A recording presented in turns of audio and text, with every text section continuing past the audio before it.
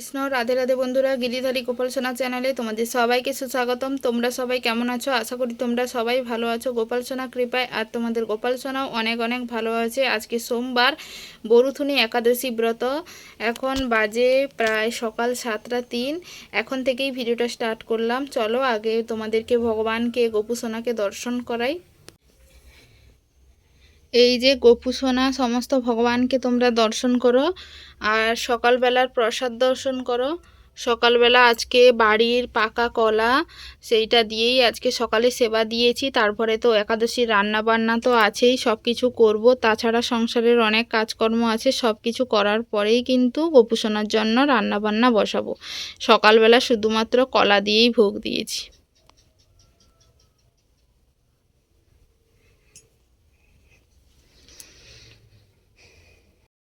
সংসারে কিন্তু প্রচুর কর্ম আছে। আজকে সকালবেলা অনেক কাজই করতে হবে, মানে অনেক কাজ বলতে জিনিসপত্র গোছানো, থালা বাসন ধোয়া, ঘর বাড়ি নেতা দেওয়া, কোনো কিছুই হয়নি। অনেক কিছু কাজই কিন্তু করব।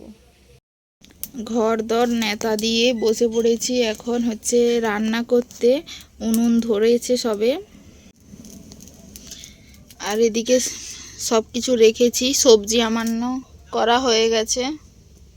প্রথমে কিন্তু আলু ভাজাটাই কিন্তু করে নিচ্ছি। আমার ছেলেকে কিন্তু প্রতি একাদশীতে আলু ভাজা করে দিতে হয়, না হলে ও তো ছোট বাচ্চা, জানে না। ওর বয়স এখন 2.5 বছরও হয়নি। ও কি আর এত কিছু বোঝে? কোনো সময় কোনো কিছুতে মানে জেদ করলে তখন বলি, বাবু ওইগুলো আজকে খেতে নেই, আলু ভাজা আছে নাও, তখন কিন্তু ও আলু ভাজাতেই কিন্তু সমস্ত জেদ ভুলে যায়। তাই আলু ভাজাটা করতে হয়। আর আজকে অনেকটাই দেরি হয়ে গেছে। আসলে ঘর বাড়ি যেহেতু আগে থেকে নেতা দেওয়া ছিল না, ওই জন্যই কিন্তু আজকে অনেক কাজ। যাই হোক, সব কাজ করতে তো হবেই।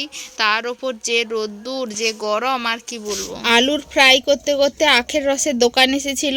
আর প্রায় বলতে গেলে প্রায় একাদশীর দিনই কিন্তু আসে সেই আখের রসের যে দোকানদার আসে। কিন্তু উনিও কিন্তু একজন ভক্ত মানুষ, উনিও কিন্তু প্রসাদ ভোজি, উনিও একাদশী ব্রত করেন। মানে আমার ছেলে হচ্ছে ওনার ধরা বাঁধা খরিদ্দার বলতে পারো। মানে কেউ মিস করতেই পারে, ও বাড়িতে থাকলে ওর কোনো দিন মিস হয় না আখের রসের দোকান। মানে ঘন্টাটা বাজলে কারুর কানে কোনো কিছু শোনা যাক আর না যাক, ওর কানে ঠিক ঢুকে যায় ওই ঘন্টির আওয়াজটা।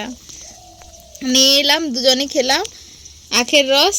ও আজকে বেশি খায়নি কেন জানি না, কিন্তু না হলে ও খুব পছন্দ করে। আজকে জানি না ওর কি হয়েছে, ওনার মুডটা ভালো নেই হয়তো।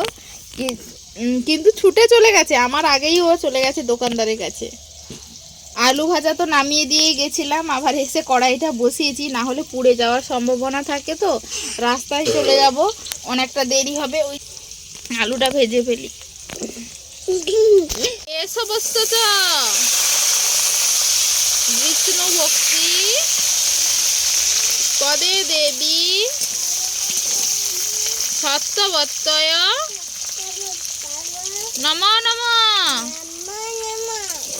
হে কৃষ্ণ করুণা সিন্ধু দীনবন্ধু জগৎপতে গোপেশ গোপিকাকান্ত। আর আমার ছেলেকে কিন্তু আমি যখনই সময় পাই কিছু না কিছু ভগবানের মানে প্রণাম মন্ত্র, তুলসী দেবীর প্রণাম মন্ত্র, তারপরে হচ্ছে তোমার রাধারানীর প্রণাম মন্ত্র, হরে কৃষ্ণ মহামন্ত্র ওকে কিন্তু বলানোর চেষ্টা করি। ও কিন্তু মাঝে মধ্যে মুড ভালো থাকলে বেশিরভাগ সময় আমার সাথে সাথে মন্ত্রগুলো উচ্চারণ করে। আর মাঝে মধ্যে মুড থাকে না, তখন কিন্তু ও বলে না। ছোট বাচ্চা তো, তার মনের মতো করে তাকে তো বলাতে হবে, আমার ইচ্ছে মতো তো আর ও চলবে না। আলু ভাজা হয়ে যেতে এখানে সাবুর পোলাওটা বানিয়েছি। আজকে সাবুর পোলাওটা বেশ ঝুরঝুরে হয়েছে। অন্যান্য দিন তো একটু কড়াইতে বসেও যায়, আজকে কিন্তু ওইটা হয়নি। সাবুর পোলাও, সাবুর পায়েস এখানে করছি, আর আলু বাদাম ভাজা, এইগুলো দিয়েই কিন্তু গোপু সোনাকে ভোগ দেব। বাড়িতে আছে আমি, আমার ছেলে আর বাবা তো একাদশী করে না। বাবা দিদিকে বলেছি, মানে আমার ননদের বাড়ি তো এইখানেই, দিদিকে বলেছি যে বাবার জন্য একটু ভাত তরকারি দিয়ে যেতে। একার জন্য আর রান্না করতে কিন্তু ইচ্ছে করে না, তাই জন্য দিদিকে বলেছি দিদি রান্না করে নিয়ে আসবে। যাই হোক, আজকে একটু ফাঁকা পাবো যেহেতু, অন্যান্য কাজগুলো আজকে একটু গুছিয়ে নেব। কারেন্ট ছিল না, টর্চ লাইট দিয়েই তোমাদেরকে ভোগ দর্শন করাচ্ছিল।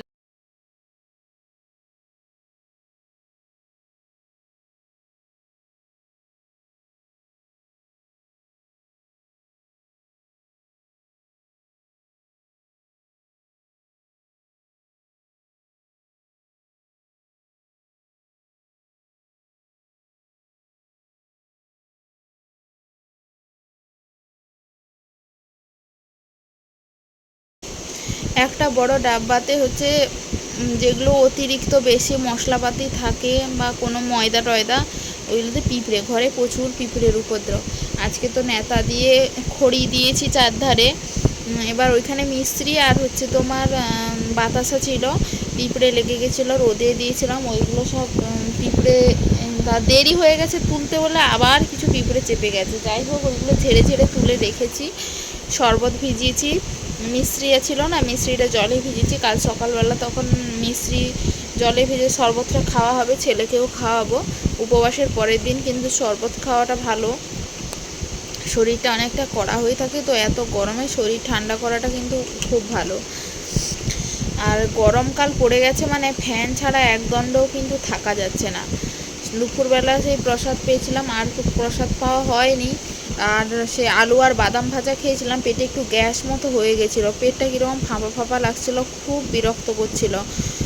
মাঝে মধ্যে কি হয় কে জানে, ওই বাদামটা খেলে মনে মাঝে মধ্যে পেটটা কীরকম হয় জানি না, একদম ফেপে যায়, ভালো লাগে না, মনে হয় শুধু জল খাই, জল খেলেও যেন ঠিক হয় না। শুয়ে পড়েছিলাম, এখন উঠে দেখছি বেশ ভালোই আছি, ওই প্রবলেমটা কিন্তু এখন আর হচ্ছে না। আগের একাদশীর পরের দিন থেকে 3 দিন মাথার যন্ত্রণা নয়, মাথার ভিতরে যেন কীরকম ধকধক ধকধক করছিল, 3 দিন এরকম হয়েছিল। আগের বারে একাদশীর মানে সেও এই গ্যাস অ্যাসিডের সমস্যা যত সম্ভব মনে হয়, না হলে এইরকম কোনো দিন হয় না। এই এখন দেখছি একটু গ্যাস অ্যাসিড এরা সব হচ্ছে, মানে অতিরিক্ত মানে রিচ রান্না বা তেলে ভাজা কিছু তেমন একটা খেয়ে আর সহ্য করার মতো ক্ষমতা নেই না কি কে জানে, প্রচুর প্রবলেম হচ্ছে। আগে আগে এরকম হতো না, যাই খাই না কেন কখনো অ্যাসিড বা কোনো কিছু হতো না, এখন এক আধ সময় দেখছি এরকম প্রবলেমটা হচ্ছে, কে জানে কেন হচ্ছে বলতে পারবো না। যাই হোক আর কিছু জিনিস আছে গুছিয়ে ফেলি। বাবার ঘরে যেহেতু গ্রাম পূজা উপলক্ষে গেছিলাম, জামা কাপড় সব ছিল নিয়ে গেছিলাম, ছেলের ওইগুলো সব ধুয়ে রেখেছিলাম, আজকে সব ঢুকিয়ে দিয়েছি আলমারিতে। আর কিছু জিনিস আছে যেগুলো একটু মানে গোছিয়ে নিলে মোটামুটি একটু মনটা শান্তি। চলো, আর সংসারটা কিন্তু গোছানো থাকলে দেখতে ভালো লাগে, আর ওই ঘরের ভিতরে একটা আলাদা এনার্জি কিন্তু কাজ করে। যাই হোক গুছিয়ে ফেলি আগে। হরে কৃষ্ণ কৃষ্ণ কৃষ্ণ হরে হরে, হরে রাম রাম রাম হরে হরে, হরে কৃষ্ণ কৃষ্ণ কৃষ্ণ হরে হরে, হরে রাম রাম রাম হরে হরে, হরে কৃষ্ণ কৃষ্ণ কৃষ্ণ হরে হরে, হরে রাম রাম রাম হরে হরে, হরে কৃষ্ণ কৃষ্ণ কৃষ্ণ হরে হরে, হরে রাম রাম রাম হরে হরে। হরে কৃষ্ণ। গোপু সোনাকে ভোগ দিয়েছি রাতে, ভোগ দিয়ে বেরিয়ে এসে বসেছি জপ করতে। তোমাদেরকে এবারে গোপুসোনার ভোগ দর্শন করাবো, গোপুসোনাকে রাতে যে ভোগ দিয়েছি তোমাদেরকে প্রসাদ দর্শন করাবো। হরে কৃষ্ণ। কালকে বাজার থেকে শশা নিয়ে এসেছিলো, সেই নরম নরম একদম দুটো শশা গোপুসোনাকে রাতে ভোগ দিয়েছি। যেহেতু আজকে একাদশী তাই বেশিরভাগ সময় ফলমূল এইগুলো দিয়েই তো দিতে হবে, আমি তো রাতে আর কিছু রান্নাও করিনি। যাই হোক এইগুলো রাতে প্রসাদও পাবো। এখন গোপুসোনাকে ঘুম পাড়িয়ে দিই। আর আজকে আমার ছেলে কিন্তু অনেক আগেই ঘুমিয়ে গেছে, তারপরে কিন্তু এসেছি গোপুসোনাকে ভোগ লাগিয়ে তাকে ঘুম পাড়াতে। আর যাই হোক আজকে সারাদিনের ভিডিওটা কেমন লাগলো অবশ্যই কমেন্ট করে জানিও। ভিডিওটা ভালো লাগলে অবশ্যই লাইক কমেন্ট শেয়ার করো। দেখা হচ্ছে পরের ভিডিওতে। হরে কৃষ্ণ, রাধে রাধে, হরি বল।